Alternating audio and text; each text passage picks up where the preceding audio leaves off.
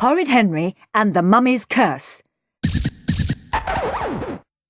by Franchesca Symon. Read by Miranda Richardson.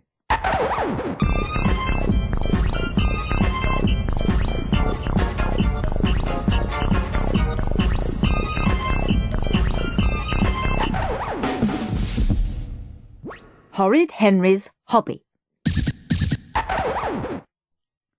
"Out of my way, worm!"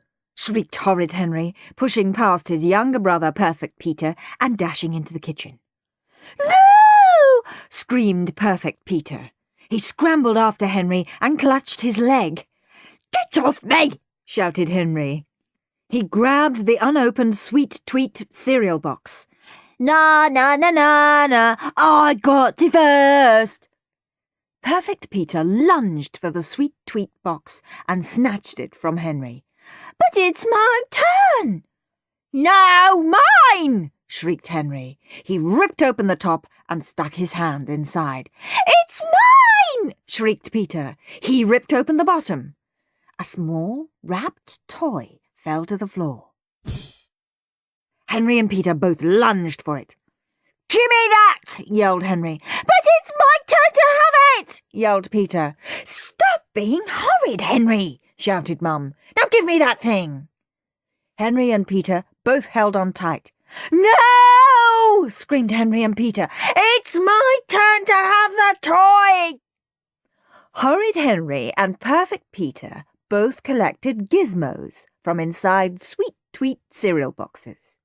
So did everyone at their school. There were 10 different coloured gizmos to collect, from the common green to the rare gold. Both Henry and Peter had gizmos of every colour, except for one. Gold. "Right," said Mum. "Whose turn is it to get the toy?" "Mine!" screamed Henry and Peter.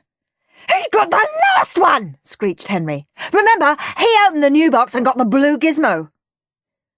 It was true that Perfect Peter had got the blue gizmo 2 boxes ago. But why should Peter get any? "If he hadn't started collecting gizmos to copy me," thought Henry resentfully, "I'd get every single one." "No!" howled Peter. He burst into tears.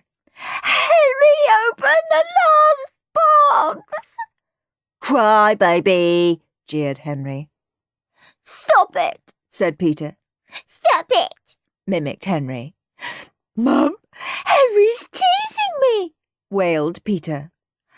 "I remember now," said Mum. "It's Peter's turn." "Thank you, Mum," said Perfect Peter. "Oh, it's not fair!" screamed Horrid Henry as Peter tore open the wrapping.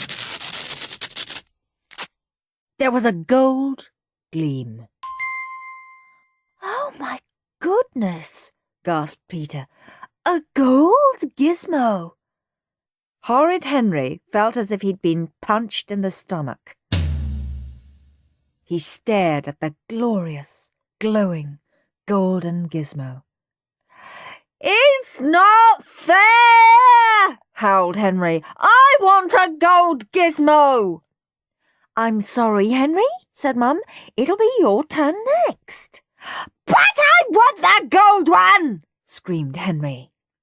He leaped on Peter and yanked the gizmo out of his hand. He was Hurricane Henry, uprooting everything in his path. "Help!" howled Peter. "Stop being horrid, Henry, or no more gizmos for you," shouted Mum. "Now clean up this mess and get dressed." "No!" howled Henry. He ran upstairs to his room, slamming the door behind him.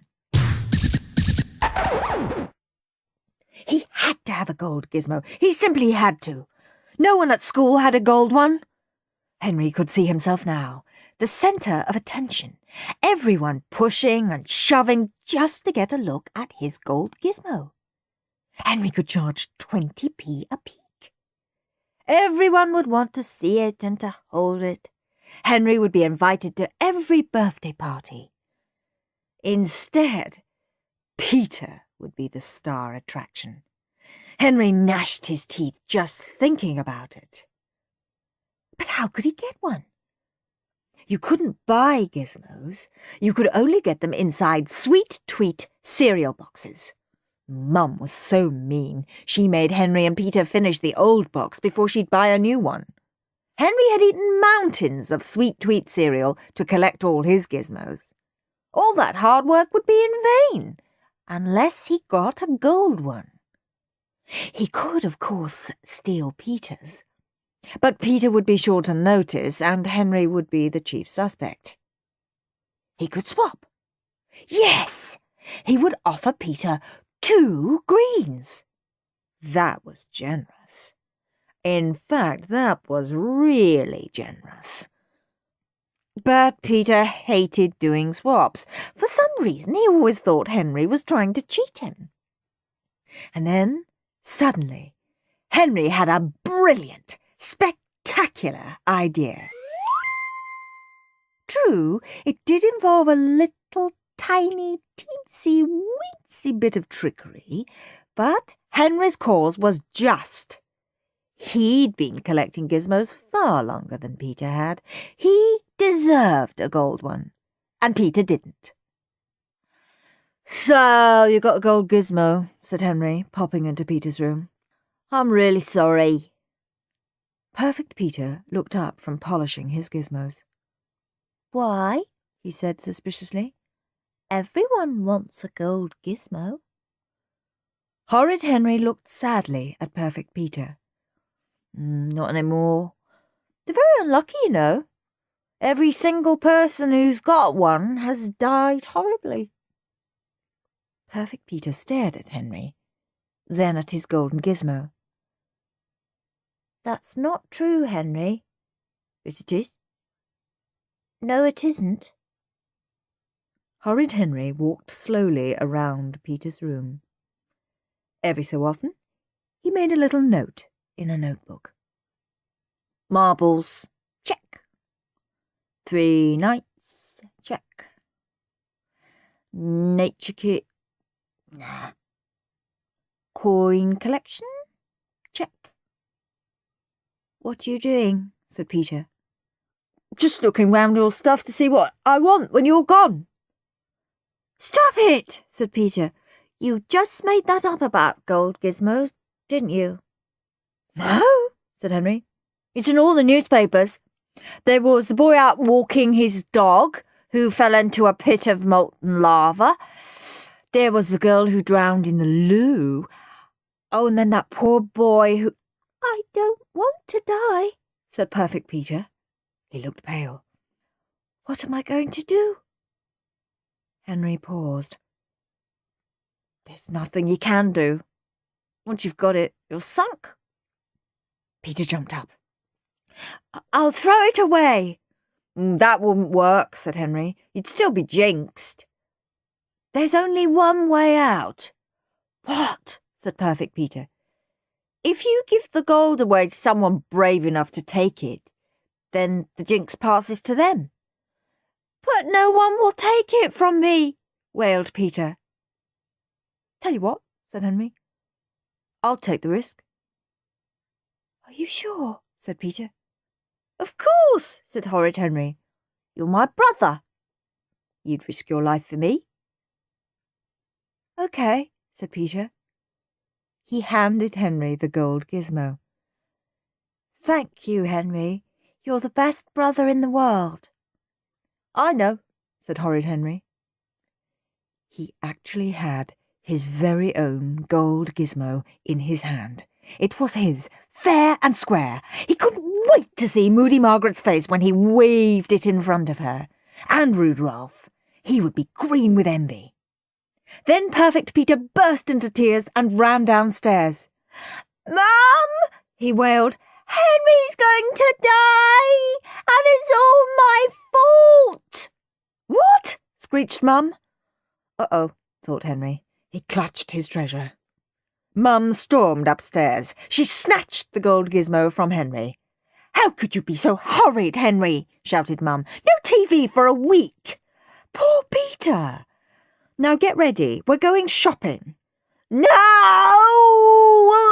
howled Henry. "I'm not going."